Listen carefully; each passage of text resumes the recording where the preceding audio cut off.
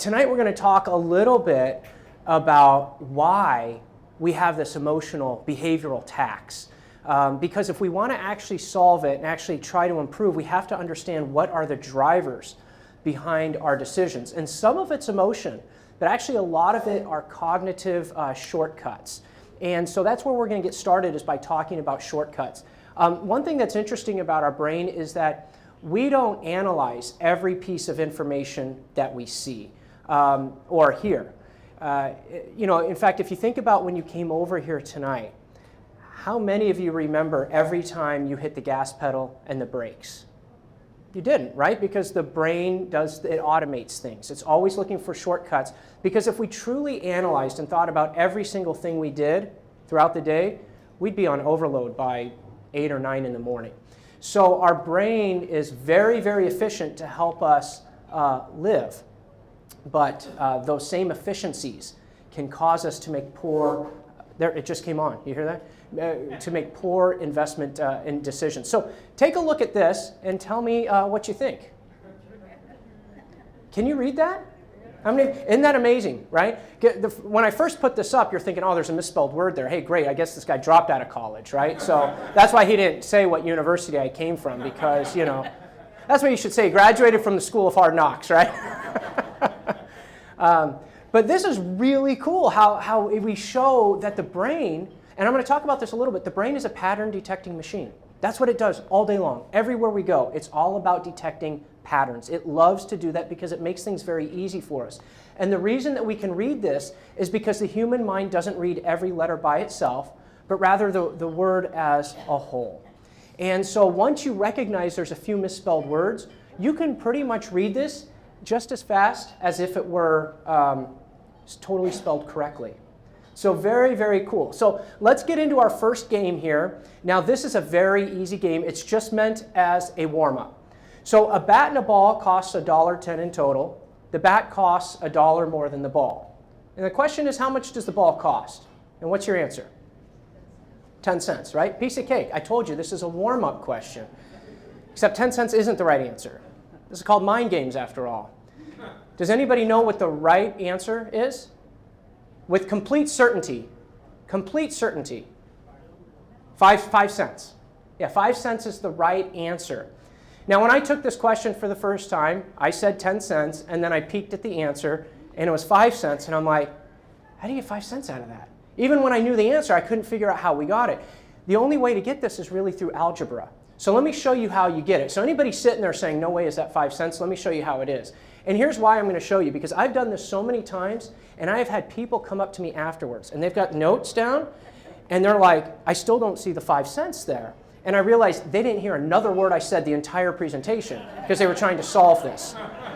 Because it is kind of a little brain teaser. So let's set it up. Going back to Algebra 101.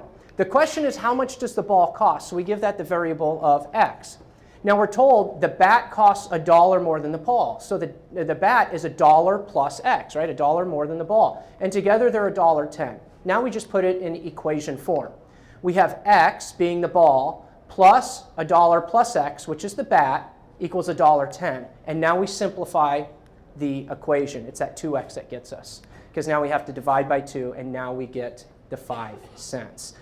So this is a really fun question that comes from something called the cognitive reflection test. It is not an IQ test, thank goodness, because I would have had an IQ of 0. The purpose of the cognitive reflection test is simply to help us identify what is our brain's default response. How do we solve problems? Do we use intuition, or do we analyze things? And while we all like to think that we analyze things, the reality is we rely very heavily on intuition. The intuitive response is the quick response. It's the one that comes to our mind immediately, takes no effort whatsoever, looks right, feels right, sounds right, smells right. It's the 10-cent answer, right? Yep, let's move on with it. And this makes sense because anytime we analyze something, it takes effort. And the brain, like the body, prefers less effort to more. In fact, one of the brain's primary functions is to conserve energy. So that way, if a dangerous situation came up, it can respond to it. So even when we're in the middle of analyzing something, the brain's still looking for a way out. It's looking for that intuitive, that quick answer, say, I solved it, eureka, we're done. Let me go on and let me focus on something else. So what we find with the cognitive reflection test is the majority of people, even when we like to think we analyze things, we rely heavily on intuition. And that's actually a good thing, because if we analyzed every single piece of data that came at us every day, we would not be able to function as humans. So it really helps us live efficiently as humans. But that same default response happens everywhere in life, including when we make financial decisions. So oftentimes, a lot of our financial decisions can be driven by the intuitive response. And by the way, intuition is heavily influenced by emotion and by all the shortcuts that the brain makes, which we're going to talk about several of them right now. So let's play a little game here. This is my favorite game to play. I'm going to flip a coin here. It's just a regular quarter, heads, tails. I'm going to flip it 5 times, and I want you to guess what the outcome of the coin toss is going to be each time. So don't guess the outcome of 5 coin tosses. The first one, then the second one. And then when I'm done, I want to see how many got all 5 of them correct. So here we go. Here's the first coin toss. Take your guess. It's a heads. That's a heads. That's a tails. There we go. I always drop it, usually once. That's a head. That counts. That's a heads. And a tails. Who got it all right? Oh my gosh, we have like 6 liars in here. This is seriously amazing. Nobody has ever gotten so many right. I don't know what's going on here. They're You guys ought to go to the casinos tonight, right? That I have seriously never seen that many. But it's interesting because the way the coin tosses worked as well, I very rarely get kind of the heads, tails like that. In fact, I did this morning for about 60 advisors, and same game, and we got heads followed by 4 tails. And Aaron is the only one that said that he got it right. But I called him out on it. He said, no, I am just kidding. So he did not. But so I want to ask you a question as far as the heads and tails go.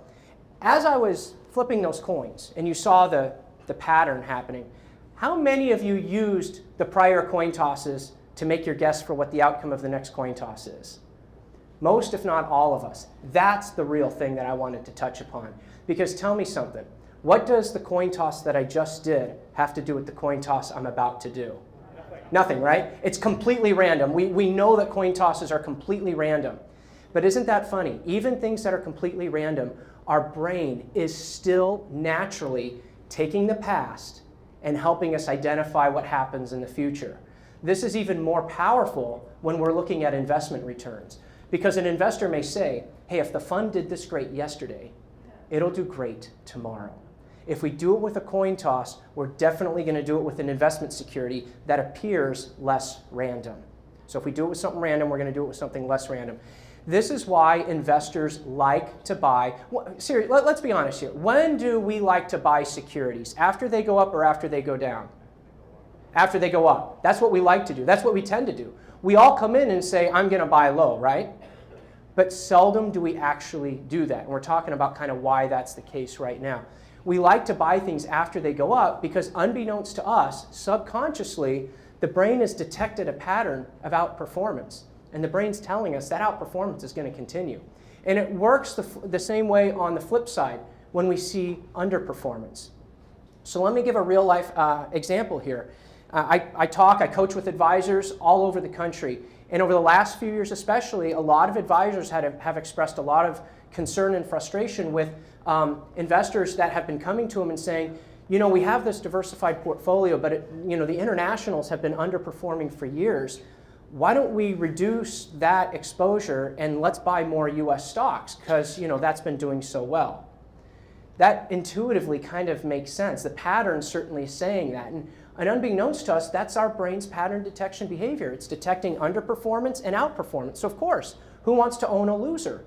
But what we're actually doing is if we do that, what we're actually doing is we're selling low and we're buying high, which is the exact opposite of what we say. So this is why I'm talking about some of these mind games can influence us to do the exact opposite things that we say we would like to do when we get started with this. So we just want to understand that past outcomes influence us, even if we recognize they're totally independent of the future outcome. So let's talk about driving. I need a show of hands here because, you know, we're all going to leave here around the same time, so I want to know who I should avoid. So relative to other drivers on a road, how good a driver are you? Now, how many here, please, by show of hands, are, along with me, are above average drivers? Yeah, absolutely, right? Any below average drivers in the room? We've got three below average drivers. And if they're admitting to it, they have to be really, really bad then, right? So maybe we dismiss them about 5 minutes before we go. Actually, no, we go first because they'll probably cause an accident out there, right? Let's get out before the accident so we can get home. You know, this is a very popular question asked by psychologists around the world over and over again. And an interesting fact, did you know that 80% of the world's drivers are above average drivers? Which is an impossible statistic to have. Because if we're talking about average, roughly half should be above average and half should be below average. But you know, we as humans, we have egos, right? We tend to be very confident in ourselves. And as an investor, we might say, you know, my above average returns are mainly due to the investment decisions that I've been making. And you know what, this intuitively sounds correct. Because you know, we do our research, we think about it, we want to be informed, and we make a thoughtful decision. And what happens is, and by the way, this happens in all things in life, is whenever we make a good decision, we take ownership of it, right? If you buy, I mean, think about it. If you buy a security, and let's say 6 months later, it goes up 80%, what are you telling yourself? You're good, huh? You're good, right? Pat yourself on the back. Now, what if you purchase a security, 6 months later, it goes down 80%? Whose fault is that? Is that your advisor? Yeah? Okay, Tucci. That's right. It's Lexington's fault, is it not? It's Lexington's fault. They are a scapegoat for you. But think about how that works. And again, not just in investments, but in all aspects of life. We tend to take ownership on things that happen well for us, right? But when things don't go so well, we deflect and we blame. And I'll share with you a story about my son, who's 11 right now. This was in Idaho this last summer. We're at the airport. So we were there seeing my wife's sister for the weekend, and then I had a gig in Boise that week. So I was dropping my wife and 2 kids off at the airport. We get to the back of the car, pulling out the luggage. My son's bag isn't there. And immediately, I'm like, where's Aaron's bag? And he's, you guys didn't pack it. You know, that's what he says. I'm like, Aaron, that's your bag. He goes, but you guys are supposed to pack it, right? It was all our fault. And I looked right at my wife, and I'm like, what's up with this kid? And she looked at me, and she goes, he's just like you. He's just like you. So, you know, there's things that we don't want to pass along to our kids, you know. I'm a very good blamer. I really am. I recognize that. But it's very natural. And so what happens over time is that we take ownership for all the good things that happen to us, whether or not it was luck or not, right? But we never take ownership of the bad things because it's always somebody else's fault. And so what happens is, we're off balance. And we tend to believe that we're really better at things than we actually are. So one thing we want to understand is when it comes to investing, sometimes we're a little bit too confident in our decisions, and that can cause us to take more risk than we want to. And that's important because, see, if we don't think we're going to be wrong, if we're super confident, if we can't be wrong, there's no downside risk, right? So we're misjudging the amount of risk. By the way, it's not just us, it's mainly the experts that are out there. You know, the people that are on CNBC, the analysts, strategists, all of those people, they are supremely confident. But how accurate are they? What do you guys think? How accurate are those experts out there on a percentage basis? 50-50, you're very close, yeah. I've had people shout out 10% before, and I'm like, I wish they were only 10% because then we could always play the opposite, right? We'd be right 90% of the time. But they're only right about 50-50. And the problem is we don't know which ones they're going to be right about. So they're really not too helpful for us, But boy, it sure is easy to believe them, isn't it? Because they're so confident out there. And they throw all of this data, and they'll throw things, words out there like quantitative analysis, and we threw all this, information together. And the bottom line is, that's really important, is these people aren't ignorant. They are very smart, and so we kind of put two and two together and say this person's intelligent, they have a job, they're on TV, they probably know what they're going to talk about. But here's the thing. When it comes to talking about the market is highly unpredictable, especially in the short term. So the question isn't how smart are they or how intelligent are they? The question needs to be, what they're predicting, is that even predictable to begin with? That's the question. And guess what? If it isn't, if we cannot consistently and accurately predict something, it's not predictable. Because consistency matters here, right? A broken clock is right twice a day after all, right? So we want to understand that every now and then they're going to get something right, and believe me, you're going to hear about that. You just won't hear about the mistakes. Oh, and when they do get called out on CNBC, do you know who they blame? Because they don't take ownership for it. Do you know who they blame? You. They blame you. They say, well, it's because investors are irrational, right? And it's like, are you kidding me? Of course they are. We all are. When they say investors are irrational, you know what they're actually saying? They're saying, well, investors make mistakes and they're influenced by emotion. Yeah, So why don't you account for that in your forecast? Well, because then there'd be too much accountability there, right? So we are their blame scenario. Warren Buffett said, what counts for most people in investing is not how much they know, but rather how realistically they define what they don't know. And this is hard, but thankfully we have Warren Buffett saying it. It's actually okay in the market when it comes to investing to be honest with ourselves and say, you know what, I really don't know. But it's even more important to acknowledge that that expert we just listened to on TV, they don't know either, even though they say they know. Because they're only right half the time, and they're not telling us this time whether they're going to be right. You got to stay tuned until the next day or the next year to find out whether they were right or not. So what question do you think I'm going to ask right now? Which line is longer? Before I ask that, which line looks longer? Bottom. Which line is longer? They're the same. They're the same. You guys said that with quite a bit of confidence there. Quite a bit of confidence. But here's the question. And whenever I go throughout the world and I ask this question, I get the same responses. Bottom line looks longer, lines are the same. I don't understand that rationality, though, because if the bottom line looks longer, why wouldn't you tell me the bottom line is longer? Because you've what? I heard it. You've seen it before, right? Your experience. Seen it before.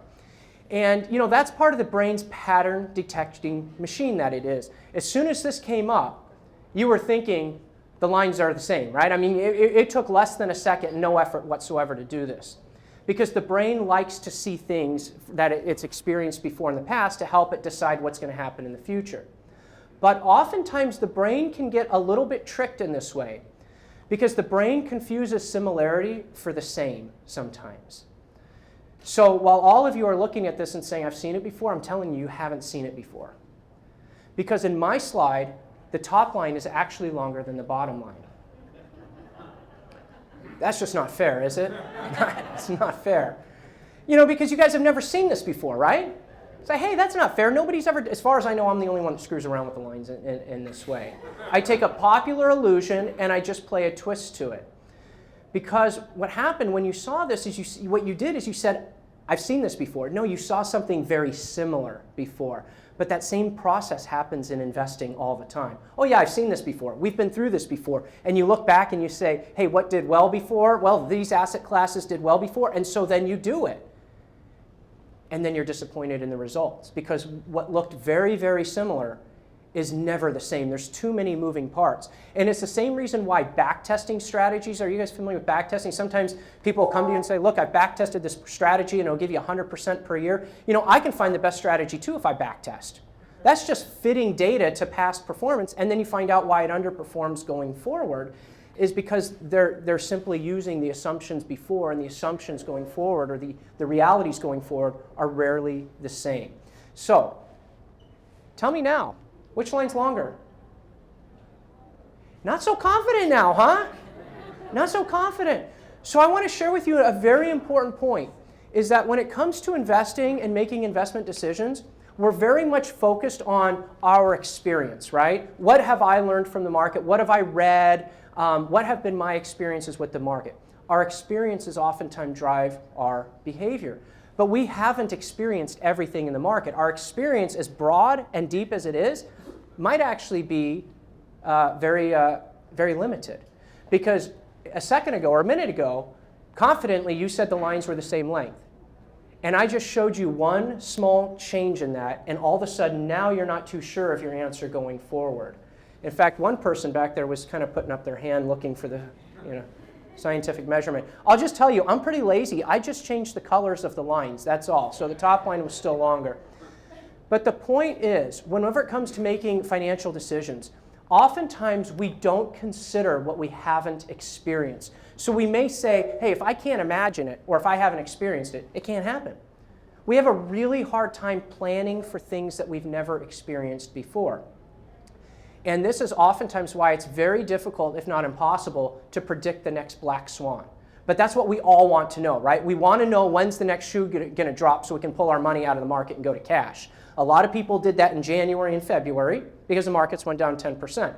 A lot of people did that in August, September because the markets went down about 10%. So every now and then you'll have, the markets correct a little bit, the media comes out and goes nuts, and we get a little bit concerned. We're trying to always predict that next black swan because we want to protect everything that we've done. So we're well-intentioned, but those well-intentions sometimes can influence us to do make very costly decisions. So we don't know what we don't know, and we can't account for that. In fact, Dick Thaler, who's a professor out of the University of Chicago, he is one of the founders of behavioral economics.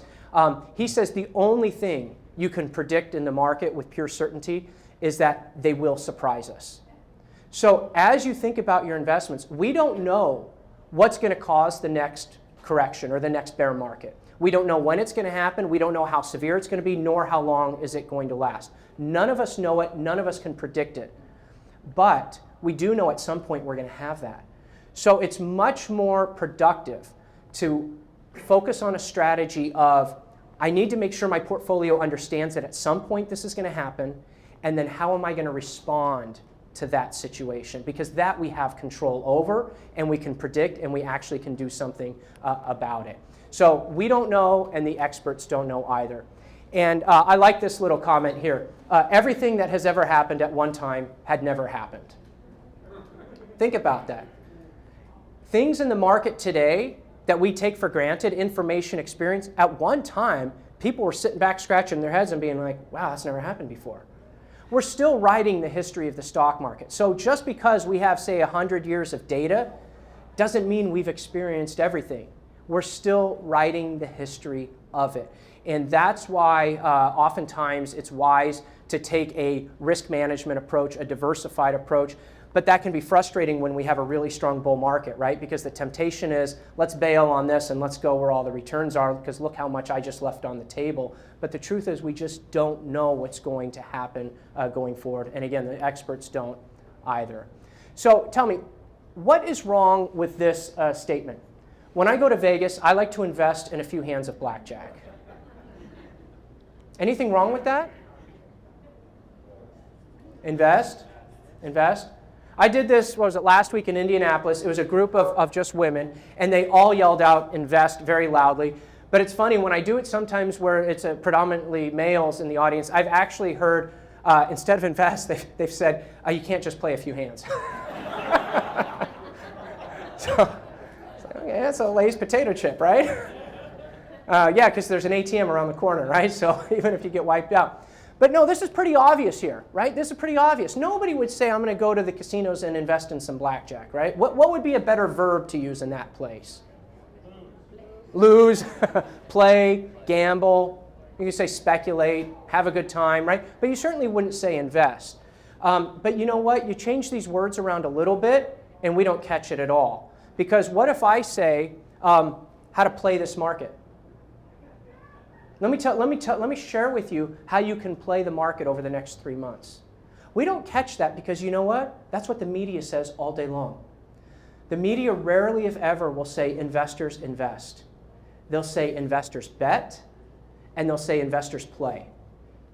So check that out when you're reading the media, whether it's the Wall Street Journal or something on there, it's all the time. And these are journalists writing it, and journalists among all people know that words matter. Words matter on a subconscious level.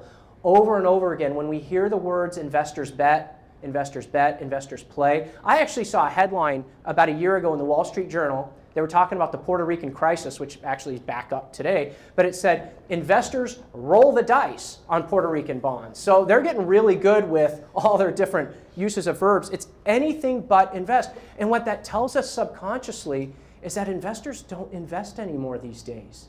Investors bet and play. So we have this thing of investing versus speculating. Because here's the thing. There are many, many investors out there, or people that call themselves investors, that actually aren't investing. They're speculating, and they don't know it. Now, I don't have any issue with speculation. The issue I have is an investor that wants to be an investor and calls himself an investor and is speculating and doesn't even know it. So here's the question that you can ask yourself to find out whether you are acting more like an investor or more like a speculator. Here's the question. Are you more concerned about the price movement of the stock than you are about the fundamentals of the company? That's the question. Because stock price movement is speculation. Fundamentals of the company is investing. Anybody heard of Jason Zweig before? Jason Zweig, columnist for Wall Street Journal, author of Your Money in Your Brain. He said stock prices are often driven by the mood swings of investors rather than by the value of the underlying businesses. Do you agree with this statement?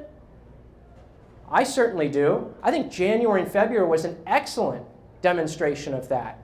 Take a company like Johnson & Johnson. It went down, let's say 10% with the market. Does that mean that everybody just returned to Target and went to Target and returned all their Band-Aids that they've been buying over the last few years? Did the enterprise value of Johnson & Johnson just drop 10%? No. It went down 10%, went up 10%. The fundamentals of the company did not change during that time period. The stock price changed simply because our emotions, we were being negative. We were thinking the market was going to go down, so people were selling.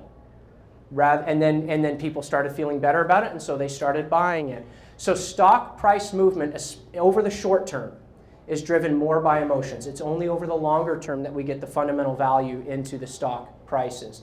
So an investor may say, you know, by constantly monitoring, I'm going to shut this thing off, this is annoying. By constantly monitoring my investments, I can make adjustments that'll help me achieve greater returns. This statement right here seems completely right, doesn't it? Yeah, of course. I can be informed and I can make adjustments. Here's the problem. That's a wrong statement. Because the more we adjust our portfolio, the worse we do. The worse we do, right? We saw that Dalbar chart before. And I have similar numbers, a little bit different but similar. Over the past 20 years, stock investors underperformed the S&P by 4% per year, over 4%. The difference between our numbers is he was using a total return figure and I'm using just a price index figure, so it doesn't include the dividends. But the bottom line is stock investors underperform by between 4 to 6% per year. Now, that's stock investors. How about bond investors? Certainly bond investors, how bad do you think bond investors did? I'll tell you, bond investors did underperform the Lehman Aggregate Bond Index.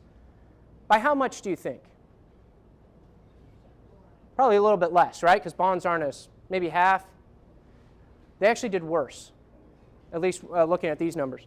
Bond investors underperformed the Lehman Aggregate Index by 5% per year. Lehman Aggregate over the last 20 years, 6% per year. Average bond investor, 0.9% per year. So this is not a question of volatility as far as stocks versus bonds. This is a question of people can't stick with their strategy, something that I call strategy chasing. That the moment that the strategy goes out of favor, they abandon it and they go after what is doing well. This happens all the time out there. And unless we are a momentum trader, we have some mad money and our strategy is momentum, that can be a very, very costly strategy. And again, these are average investors here. But you're better than average, right? At least that's what we tell ourselves. The average investors are made of all above average investors, right? But I think we can understand why we do that. It's just in our nature to go after something that had just done well. And I call this strategy chasing.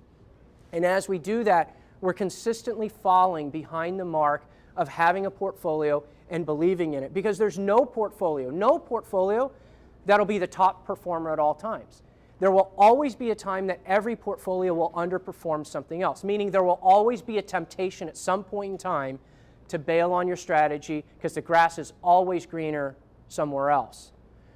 But the question is, why are you investing to begin with? Is it for your goals, or is it for your ego and to beat everything? There's a difference between the two. So here's two investments right here. Investment A and investment B. This is not a trick question. It's probably my only non-trick question here. Which one, if you went to Lexington and they said, hey, we have investment A and investment B to choose from, that's how they're going to perform in the future, which one would you like to have? Thank you for saying B. Yes, thank you. Investment A is a frustrating investment. I mean, look at this. It goes up, down, and really it goes nowhere, right? So you experience a lot of volatility and you get nothing out of it. This could cause any investor to say, that CD paying 1%, that's looking pretty good right now, right? Because at least I'll make a little bit of money and I don't have to worry about it. Now, investment B, on the other hand, that thing makes a ton of money. I mean, that is a nice upward trending chart. It's a beautiful chart, something that every investor would want. So here's the catch. Chart A and B are the same investment. They're both the S&P 500. Here's the real catch, though. Chart A is simply a 9-month period of time within chart B. All I did was I cut this out and I blew it up, because I want to demonstrate that even great long-term investments can look downright awful over short periods of time. So the more often you look, the more often you're going to be disappointed. And the more often you're disappointed, the more often or more likely you are to change your plan or your strategy around. A lot of people, I hear this a lot. A lot of people are very uncomfortable with volatility, right? Like January, February, we saw some downside volatility. I heard from a lot of advisors at that time that clients were contacting them, telling them how uncomfortable they were with the increased volatility. You know what? If you look at a chart of the stock market, there has never, ever, ever been a period of time when the market was not volatile. So I don't like the feeling of punching myself in the face. What advice do you have for me? Stop doing it. If you're uncomfortable with the level of volatility in the market, stop looking. That's all it is, because the market is the market. It always has been volatile. It always will be. The more often you look, the more volatility you're going to experience, because you're going to see all the ups and downs. You look less and you trust in your plan and your strategy, who cares what the market's doing at that point? You don't have to worry about it. You have a life after all. Enjoy your life. So if you're uncomfortable with volatility, but you need to be invested in order to reach your goals, trust your plan and quit watching. And if you still want to watch, just understand that that watching is going to lead to a higher probability that you're going to make a poor decision at some point, because you're going to see every downside move. And we are programmed to want to get away from losses, right? We do not like losses. We want to stop it. So if we see losses a lot, we're likely to eventually throw in the towel and make an unprofitable investment decision. By the way, chart A was from November of 2009 to July of 2010. Chart B here is from May of 2009 to July of 2013. This is a significant bull market that we've been in since the financial crisis. So even in a time period where we have a significant bull market, we do have periods, and by the way, this wasn't 1 week. This is a 9-month period of time. So if you're looking daily or weekly, 9 months feels like an eternity, right? So this is why any investor going through this that looks often could get frustrated with the sideways movement and say, you know what, I'm out, I'm going to that CD, and then they miss out on all the appreciation. I think I'm going to lift that chart. What's that? I think I'm going to lift that chart. Good, that's just fine. So looking at the future, when faced with an uncertain future, which strategy would you prefer? Keeping things the same or making a change? This is a preference question. There's no right answer here. But most people say keep things the same. Keep things the same. It's easy to stay in the current situation than make changes. But what's interesting is this question. When faced with an uncertain future, At what point is our future certain? Right? It never is. It's always uncertain. And so we prefer to keep the same thing. So an investor might say, I won't make any changes because I might be wrong. This is a very, very powerful statement here. And here's why. It's because the error of commission is greater than the error of omission. Meaning that if we make let's say we make a change, an investment change, and it ends up to be the wrong move, that will feel much worse to us than if we didn't do anything and we should have done something. Does that make sense? So the committing of an error is a much graver feeling than not doing it. So our default response tends to be the status quo. I'm just not going to make any changes. So in like the financial crisis, 08 and 09, many people sold, lightened up on stocks. We know that because the market went down. Some of the best investors out there actually were able to hold in there. But then there were maybe the top 1% that were actually able to buy at that time, right? And many of us, including myself, that did not have the guts to buy at that time, wishes I would have, right? Because obviously we look back at it. And the good news is, we're going to have a time like that at some point in the future, right? I mean, if we're investing long enough, we're going to see another bear market. I say the good news is because you will have that opportunity. Understand that if the market always went up, we wouldn't be able to make much money because then our returns would be heavily tied to GDP. We're able to have outsized returns from regular economic growth because of the mispricings that happens in the market. But we can only take advantage of that for ourselves if we're prepared to act on the mispricings. But oftentimes, we do the opposite. When the mispricing is on the high side, we're buying because, things have been going and we want to get all that money, right? And greed is just running high. And then on the downside, all the fears causing us to take money off of the table. So we tend as investors to be hardwired in a way to where we do the wrong thing at the wrong time. And so a plan can actually help you be opportunistic when you have a plan. So tell me, what do you think? This is my last brain question, then we're going to talk about emotions. Which has more calories? Starbucks, double chocolate chip frappuccino, Big Mac, or king-size Reese's peanut butter cup? Starbucks, right? Over 80% of the people all say Starbucks. Now, if I had asked this question 5-10 years ago, everybody would have said Big Mac, right? Because we know through observation, we know through scientific studies that if you eat a Big Mac, you die the next day, right? We know that. Anybody have a Big Mac today? No? But what's interesting is that we already know that. I mean, we know if we're going to go to McDonald's, have a Big Mac, fries, and a shake, we're having a good time. We're having a really good time. Or if we're going to indulge in a really big piece of birthday cake, we're going to enjoy it, right? We're going to put our goal on hold just one day because there's always the next day, right? I do that. By the way, I do the same thing, especially when traveling. Like tonight, I'm going to get back to the hotel and I'm going to be like, don't eat. And I'm like, see like a chocolate cake or a brownie there. And I'm like, oh, what the heck? I'm just going to go for it because I'm tired at that point. By the way, when you're tired, that's the worst time to make financial decisions because our ability to think clearly about the situation is gone and we're more subject to emotions. It's kind of like when you've had a really tiring day and you come home, you're kind of crabby and cranky and anything can set you off, right? That's what happens. So we tend not to have as much self-control when we're tired. But no, actually the Big Mac does have more calories than the Starbucks. But I knew the majority was going to say Starbucks. And I knew that only because of a mind game in which whatever the media is talking about influences our decisions. It makes us believe that it's more likely or that it's more true.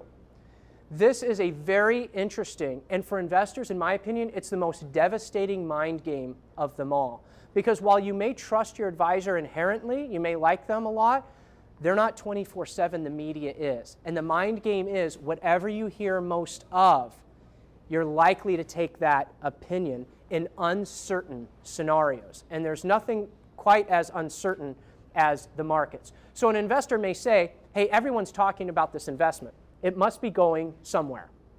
And that investment could be a security. It could be a theme. It could be like interest rates or oil or commodities or China or, you name it. But here's the thing. Usually when there's a news story, every single media outlet is talking about the same thing, are they not? So it doesn't matter whether it's Wall Street Journal, Barron's, MarketWatch.com, CNN.com, CNBC, Bloomberg, doesn't matter. They're all pretty much talking about the same thing. So you have a news story that everybody's talking about. And what that's telling the brain is it's like, you need to pay attention to this. This is really important. And so that elevates it in your mind and you think, my gosh, I need to do something about this.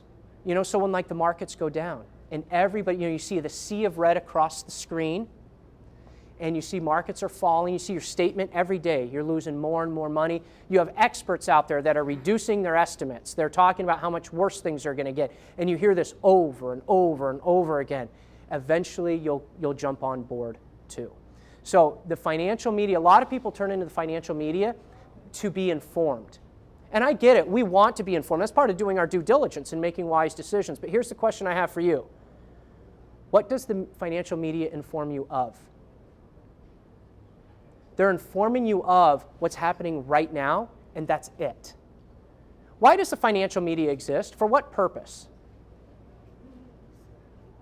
What's that? Sell papers. Sell papers. If it's TV, it's to sell ads, right? They need to make money. It's not to help you retire. So they use lots of different tactics to get you to tune in. They don't care about whether you make money or lose money. They only care about your eyeballs. That's it, because that's how they stay in business.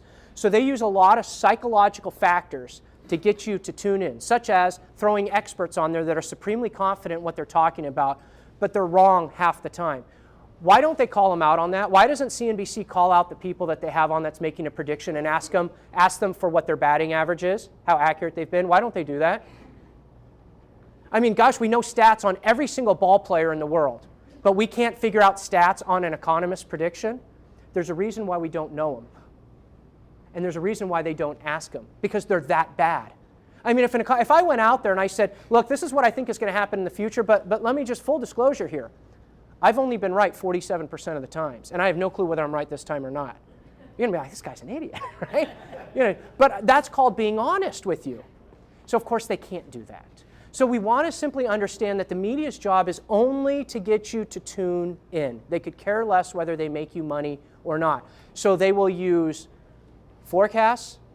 They'll use red and green. By the way, red is a color that has been psychologically known to elicit emotion.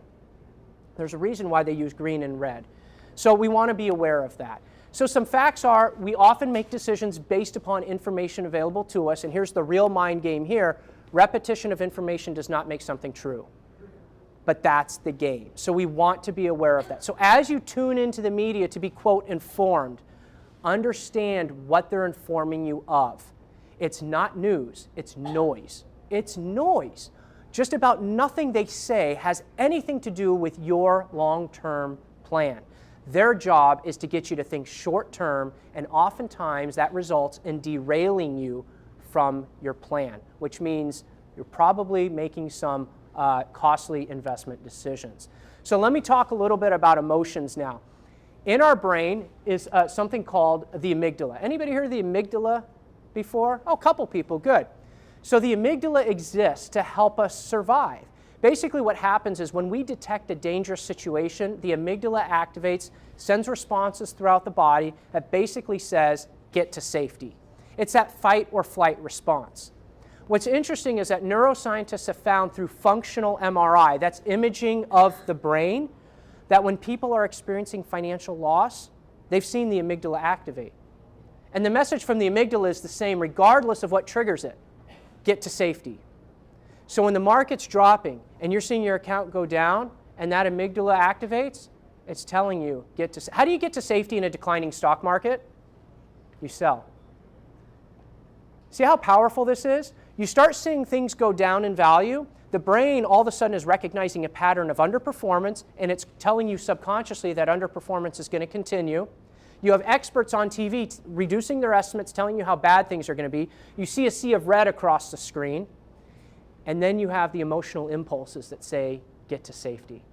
That's why we're oftentimes influenced to sell near the lows. It's very, very hard to buy low because we're doing the complete opposite of what our physiological responses are saying. So I want to show you a 1-minute video clip here, and I want to see if you can identify the place in this video where the individual's amygdala goes off. So let's take a look at this here. Me? You must be George. I'm Robin's mother. Oh, you seem like such a lovely young man. Well, I do what I can. Hi, Ma. How's everything? Oh, this is just a wonderful party. Burgers should be ready in a minute. Oh, great. Oh, sit. What's that smell? Smoke? Everybody, I think I smell some smoke back here.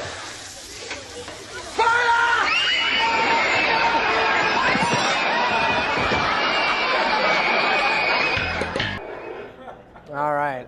Love George Costanza. So obviously you see where the amygdala goes off, but did you see what he did? He knocked over an elderly lady and he peeled a kid off the door so he could get there first, right? You know, when an emergency happens, what do we always say? We say elderly, women, and children out first.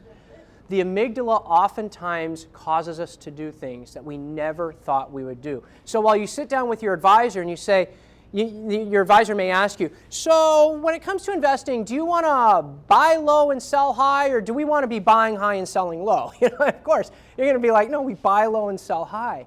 But the amygdala influences us to sell low. That's what influences us to sell low. Now we also, one of the other thing that the amygdala does, while it's telling us to get to safety, very interesting, is it hijacks this prefrontal cortex right here. The prefrontal cortex is where we do all of our thinking, planning, logic, reasoning, all of that. So while the amygdala is telling you to get to safety, your ability to reason and to think analytically about the situation is shot. It's severely reduced. So even if your advisor or a loved one is trying to talk sense into you, it's probably not going to work because that part of your brain has been temporarily disabled. And you know what? Biologically, this makes sense. Because let's say I'm crossing the street and a car's about to hit me and I see it. The amygdala is about getting to safety, right? Move. You just jump. You don't even think about it. You just see it, and before you even know what's happening, you're jumping out of the way. Imagine if I could analyze the situation. Here I am. Car's about to hit me, and I think, oh boy, do I jump left into the bushes or to the right there's grass? By then, splat, I'm dead, right? So for our survival, the amygdala is all about action right now and not thinking. So again, that's the biology behind it. Now we also have dopamine in our brain. Dopamine is our natural drug high. It gives us feelings of pleasure, happiness, confidence, even so much as invincibility, like we can do no wrong. And neuroscientists have compared the brain scans of investors who are experiencing financial gain with those that are high on drugs and found them indistinguishable. They couldn't tell the difference between the two. So when we're experiencing or simply imagining gains, we're literally a little bit high. This is why the amygdala, together with the dopamine, explain why it feels so good and it's so easy to sell low and buy high. So that security that you didn't want to touch at $10 a share, now that it's $40, all of a sudden you want to buy it. Well, why do you want to buy it now? What you'll do is you'll probably say something like, well, I just feel more confident. It's just things are on a better foot. You might not be able to nail it down, but you just feel better. It's like, yeah, that's the dopamine. And beforehand, you had the get to safety. That's why it's so easy to say buy low and sell high. This is why it's so hard, because we have the mental shortcuts combined with the emotions. So if you've ever made a poor investment decision before, all I can say is join the crowd. It means you're human. We are hardwired to be bad investors, hardwired to be great humans, maybe be very efficient. But when it comes to investing, those same shortcuts and emotions oftentimes can influence poor investment decisions. But just because it's our instinct doesn't mean we have to follow it.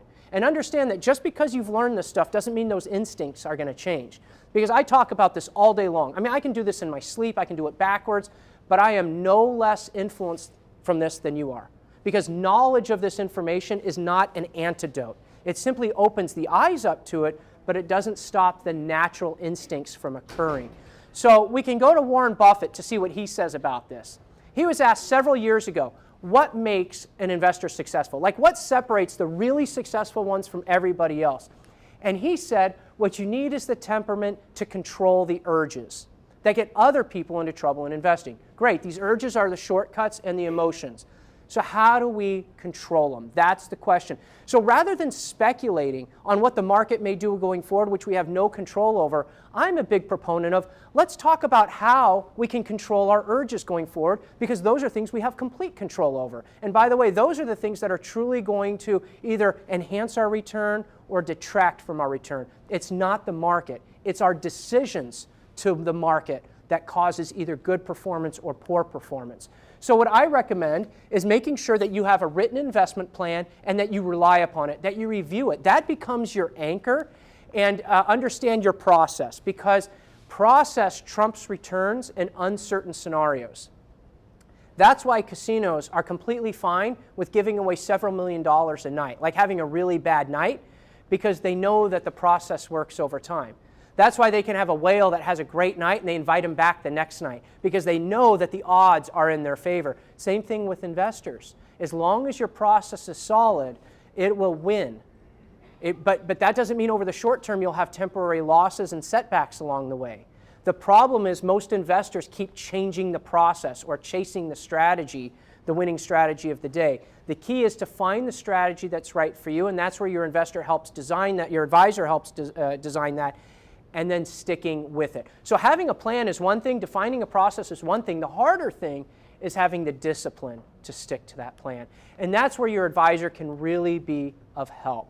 And so if you're ever concerned about the markets, you're getting a little bit edgy about it, send an email, call your advisor, talk to your advisor.